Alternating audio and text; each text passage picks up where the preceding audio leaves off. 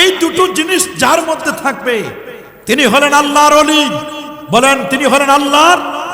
এক নম্বর হলো ঈমান, আর দুই নম্বর হলো তাকওয়া। বলেন এক নম্বর কি, দুই নম্বর কি? সূরা ইউনূসের 62-63 নম্বর আয়াতে আল্লাহ পাক রব্বুল আলামিন জানান দিচ্ছেন, আলা ইন্না আউলিয়া আল্লাহি লা খাউফুন আলাইহিম ওয়ালা হুম ইয়াহজানুন আল্লাযীনা আমানু ওয়া কানু ইয়াত্তাকুন। প্রথমে আল্লাহ ওলির ফজিলত বলেছেন, এরপর বলেছেন ওলি কে, ওলি কে হবেন, কে হবেন ওলি? আল্লাহ বলেছেন ওলি হচ্ছেন তিনি আল্লাযীনা আমানু, যারা ঈমান আনয়ন করেছে, ওয়া কানু ইয়াত্তাকুন, আর যারা তাকওয়ার জিন্দেগি গঠন করেছে। ঈমান আর তাকওয়া। বলেন ঈমান আর। আমরা যদি ওলি হতে চাই আমাদের লাগবে দুইটা জিনিস। কয়টা? এক নম্বর মাশাআল্লাহ, দুই নম্বর তাকওয়া, এক নম্বর, দুই নম্বর। আরেক জায়গায় বলে দিলেন যে ঈমান আর নেক আমল হলে জান্নাতুল ফেরদাউসের মেহমান। আরেক জায়গায় বললেন ঈমান আর তাকওয়া থাকলে আল্লাহ তাআলা আসমান জমিনের বরকতের দরজা খুলে দিবেন। আর আরেক জায়গায় বলছেন ঈমান আর তাকওয়া যদি থাকে সে আল্লাহর ওলি হবে।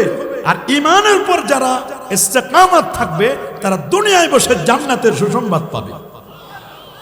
রব্বুল আলামিন বলেন, ইন্নাল্লাযীনা ক্বালু রাব্বুনাল্লাহ সুম্মা ইসতাকামু তাতানাজ্জালু আলাইহিমুল মালাইকা আল্লা তাখাফু ওয়া লা তাহজানু ওয়া আবশিরু বিল জান্নাহ।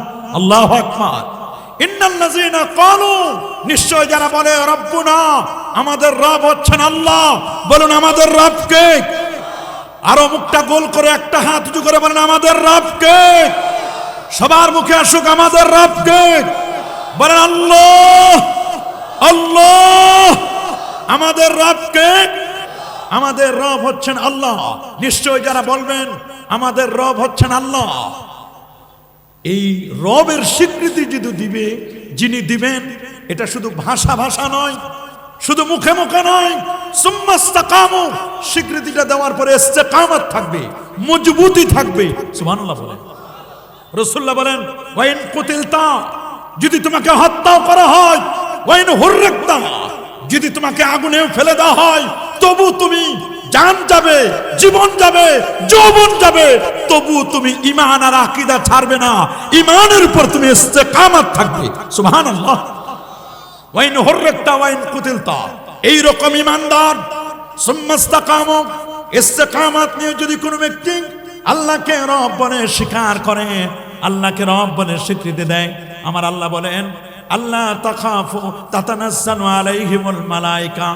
এইরকম আল্লাহর অনেক, তিনি টেনশন করবেন আমি তো চলে যাব, আর আমি পৃথিবীতে বেশি দিন শিখবো না, মৃত্যুর পরওয়ানা যখন কাছে চলে আসবে, আল্লাহর ওলি তখন চোখের পানি ছেড়ে ছেড়ে কাঁদবে।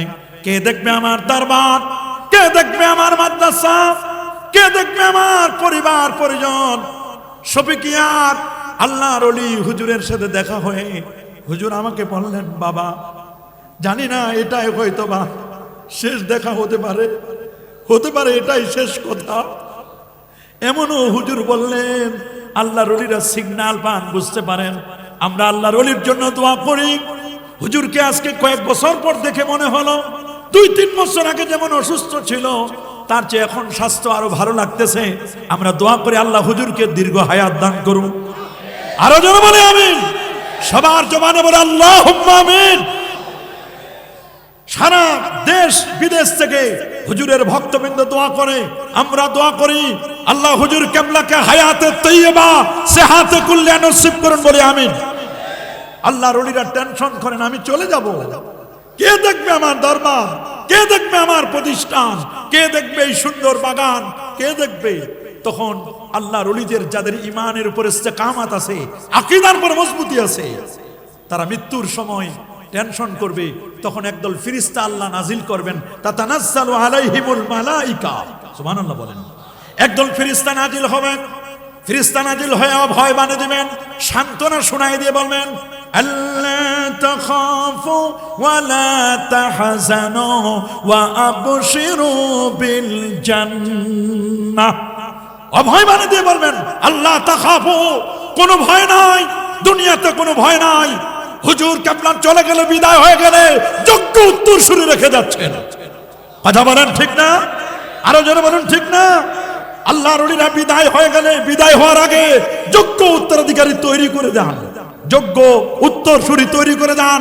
তাদের দরবার, তাদের মাদ্রাসা, তাদের দ্বীনি ইদারা, তাদের প্রতিষ্ঠান, এরা কখনো নিঃশেষ হবার, কি বলেন, নিঃশেষ হবে নাকি? না, কখনো নিঃশেষ হবে না। আল্লাহ তাখাফু, কোনো ভয় নাই, ওয়ালা তাহজানু, কোনো চিন্তা নাই, ওয়া আবশিরু বিল জান্নাহ। আল্লাহর ওলি, হক্কানি ওলি আল্লাহ যারা, দুনিয়ায় বসে তারা জান্নাতের সুসংবাদ পায়।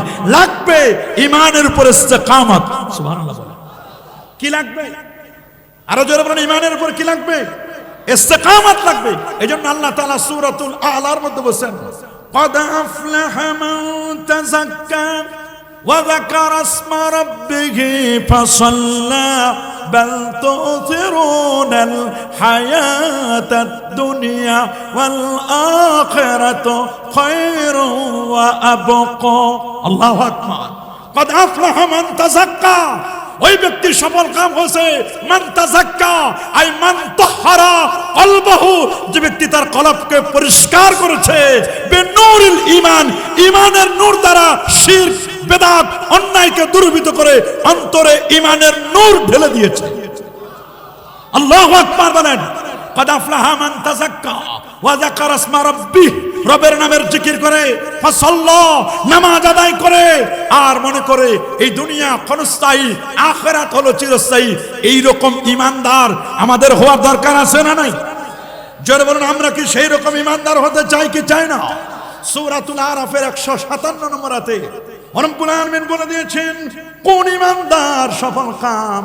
আল্লাহ রাব্বুল আলামিন বলেন, ফাল্লাযীনা আমানু বিহি, নিশ্চয় যারা নবীর প্রতি ঈমান আনয়ন করবে, সুবহানাল্লাহ বলেন, ওয়াসারু, নবীকে তাজিম করবে, নবীকে তাকরীম করবে, নবীকে রেসপেক্ট করবে, ওয়া নাসারু, নবীকে সাহায্য করবে, জান এবং মাল দিয়ে নবীকে সাহায্য করবে, ওয়াত্তাবিউন নূর আল্লাযী, এবং ওই নূরের অনুসরণ করবে, উনজিলা মাহু, যেই নূর নবীর প্রতি আল্লাহ নাজিল করেছেন, তার মানে কোরআনের অনুসরণ করবে। রব্বুল আলামিন বলে দিয়েছেন উলাইকা হুমুল মুফলিহুন, এরাই হচ্ছে পৃথিবীর মধ্যে সফল কাম। এই পৃথিবীতে কোনো মানুষ যদি সফল হতে চায়, কি হতে চায়? আমরা কি সবাই সফল কাম হতে চাই? দেখি দেখি কারা সফল হতে চায়। মাশাআল্লাহ, মারহাবা, নারায়ে তাকবীর, নারায়ে রিসালাত, শফিকিয়া দরবার শরীফ, শফিকিয়া দরবারের হযরত পীর সাহেব হুজুর কেবলা, নারায়ে